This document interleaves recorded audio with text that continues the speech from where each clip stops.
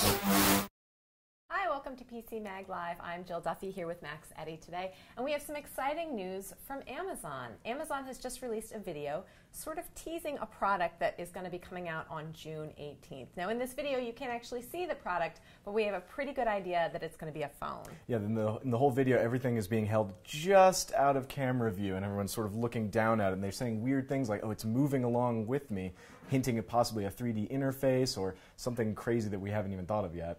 We think there's probably going to be 2 devices released. This launch is going to be on June 18th.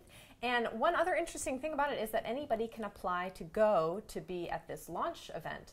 So usually when companies have these kind of events, they invite press and a small group of analysts, whereas this time Amazon is inviting anybody to kind of take the lottery and get a ticket to go. So the 2 devices we think will probably have one that will have these neat features where you're going to see people swaying around and looking at them, and maybe another one that doesn't have such an enhanced display. So if it's a phone, that's what we think is probably going to happen there.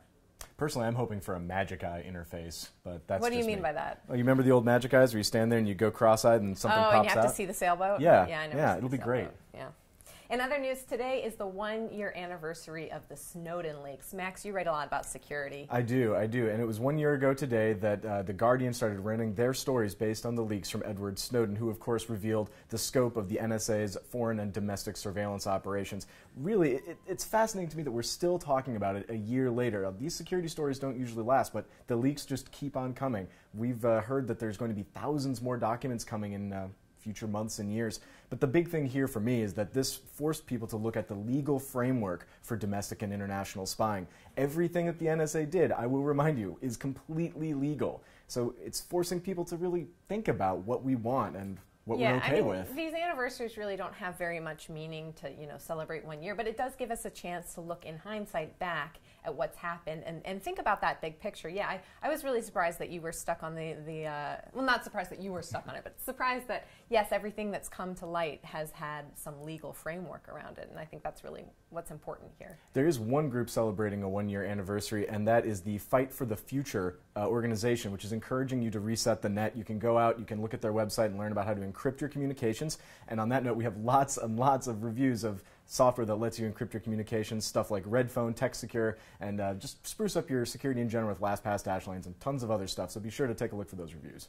In other governmental news, the Secret Service has put out a work order, a call for a request, I suppose it is, for a sarcasm detector. You want to talk about this? So this is it's a request for a device, or I guess software, that's going to just go across social media, it sounds like Twitter specifically, and look for words of interest, things that they should be keeping an eye on, but they want to be able to tell the difference between jokes and actual threats. I have a feeling that this has been an ongoing problem for a governmental agency. Boy, I bet, yeah. If you're analyzing data like language, you really do need that context, and it's a hard problem to do. I mean, a lot of the most sophisticated software and services that we have actually run on humans. This is a great area for human computation, so things like CAPTCHA, Duolingo, which is an app that I love that has to do with language learning, really runs on people doing that analysis. So to have an automated tool that's looking for sarcasm, I don't know if they're going to have very much success there. But I don't know either. I don't know either. But it's interesting what they're asking for. They want,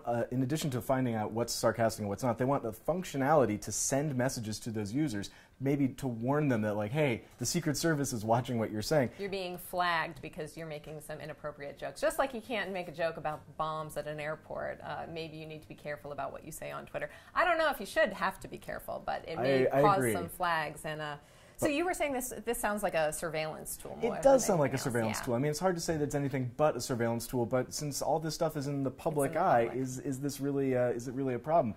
But there's a lot of moral and ethical questions surrounding it, but my favorite thing about this work order is that it requires compatibility with Internet Explorer 8. So make sure you update your computers, government agencies. Still on 8.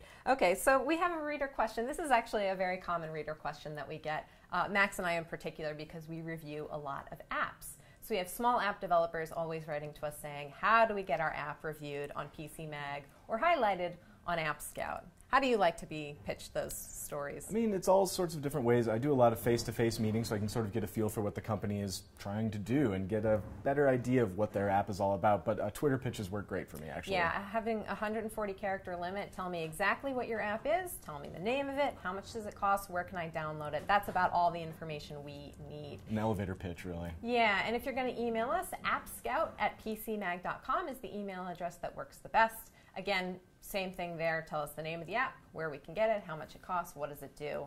Keep it short and sweet. We like that. You want to take a look at one cool thing? This is your one cool thing today. Finally, I get to do one cool thing. Today, we have, why don't you show this one off? Yeah, I will. This is Jack White's Lazaretto Ultra LP. We talked about it a couple of weeks ago on PCMag Live. It looks like it's just a record, but Jack White had lots of surprises in here. There is a playable label, so you can play this portion here. There are locked grooves on both sides, in the beginning and the end. Side A plays from the inside out, and side B from the outside in. There is a alternate take, depending on where you drop the needle, so the grooves kind of overlap. You never quite know which part of the song you're going to hear. And finally, there is a hologram etched in the grooves of this record, so you put it on your turntable, you start it rolling, and you can see an angel rotating. We've got video of that. Hopefully you'll be able to see it. This beautiful dual-color LP is not available in stores, but you will be able to pick it up on black vinyl, which frankly makes that hologram a little bit easier to see, for about $26 on Amazon. And how did you get it? How did I get it? I can't. This is your personal device, right? I can't say. I cannot say. It's a closely guarded secret, but it's a pretty good album, and I think, you know, if you have a turntable at home, definitely get this one. It's a lot of fun to play around with. If you don't have a turntable, it might not be worth the couple $100s of investment, but still, a lot of fun. What about have you listened to the actual album? I have listened to the actual album. How do you like it? I think I'm going to defer to the music journalists for that one, but Okay. I think it's pretty good. I want to listen to it a few more times. So we're going to have some coverage of it? Absolutely. Excellent. Why not? Well, for some more coverage on the Lazaretto, is that how you say it? The Lazaretto album by Jack White, visit PCMag.com. That's it for our show for today. We'll see you next time. So long.